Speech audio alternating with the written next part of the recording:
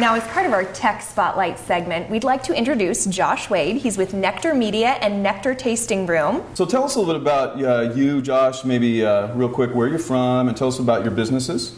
Sure. So I'm from Spokane. I've been here 32 of my 39-ish years, and own Nectar Tasting Room. And also from that, spawned out with Spokane Wine Magazine, and now doing a lot of marketing and consulting through Nectar Media.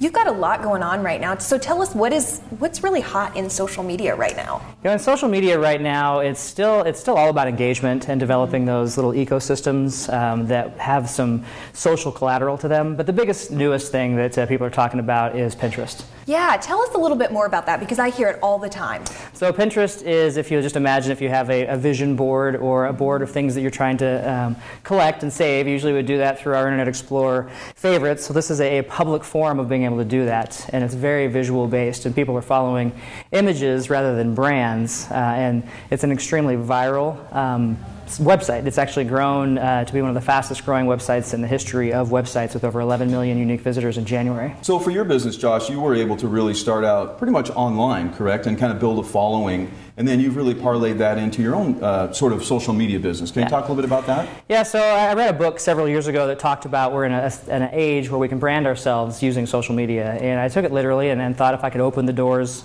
several years down the line where a few people knew who I was, I'd be better off than some guy opening the doors throwing a bunch of money at marketing. And all of that just happened to snowball a lot quicker than I thought, and I was able to open Nectar Tasting Room and Spokane Wine Magazine just through those social branding efforts. And just because of that, people assume that you know what you're doing, but I honestly think that we're all students in the social media world. Because of that, I get asked to do a lot of teaching and consulting on it. Yeah, Monique reminds me all the time, just because we have a website, I'm definitely not a social media expert. Right, yes. Yeah, trust me. Yeah. So for those people that are maybe in construction, engineering, architecture, and kind of that whole industry sector, what are some ideas maybe you would share with them on how to use social media? Because it can get a little overwhelming, right? And you can spend a lot of your time online. You can. Yeah, and that's the thing, is you need to leverage the places that you're going to be most successful at. So if it's going to be in LinkedIn and developing business contacts, then use LinkedIn. If it's going to be in Facebook, I know an architect locally who does a great job of connecting and sharing visual images on Facebook and his current programs or current projects. And what that does is just brings him top of mind in that industry. And I think we all know and would agree that being top of mind is what we all want to be, whether you're in real estate or construction or architecture. And then just back to the Pinterest thing, I think there's a lot of upside because engineering and architecture and construction is very visually based. That has so much positive upside to be able to share those images that people want to see. You know, graphics and design, those are pretty hot segments within Pinterest.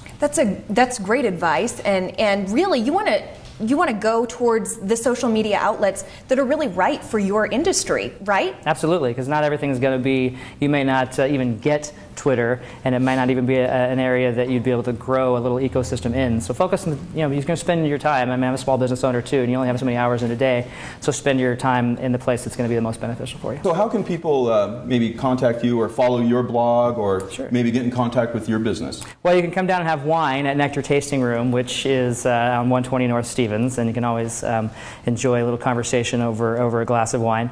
I do have a website that is still under production, but you can go there. It has elements to it. It's nectarmedia.co, one of the new web things. So nectarmedia.co, and you can obviously get a hold of me at nectartastingroom.com. Find me on Twitter at nectarmedia, Facebook at there's all kinds of places you can find me, I'm sure.